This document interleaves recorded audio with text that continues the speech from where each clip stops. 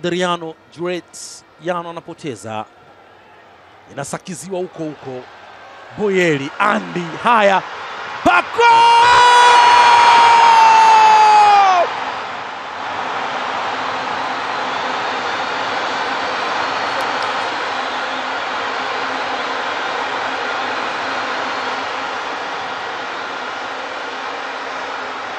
Lilikuwa ni swala la muda, msako ambao ulipigwa yana Pacome Pedro Zouzoua, haikuwa na namna, alikwenda akaachia akaweka tena.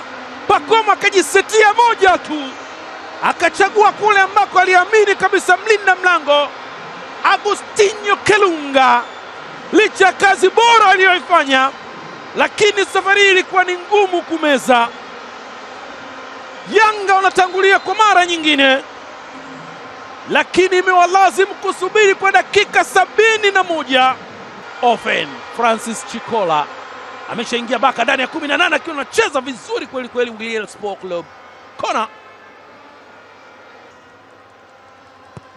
kiza mpira moja ndani kule. Azizi Andambwile anarudia kile ambacho alikifanya kule Luanda, Angola. Ni Azizi Andambwile mwamba laswa, akidhihirisha yeye ni mwamba. Hakuonekana anaaminiwa sana, lakini sasa anajibu kwa vitendo.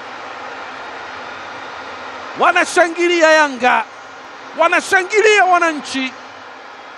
Ilianzwa kona, akaenda juu akajitwisha, ngoma ikazama ndani, hakuwa na nafasi yoyote Agostinho Kalunga kufanya chochote.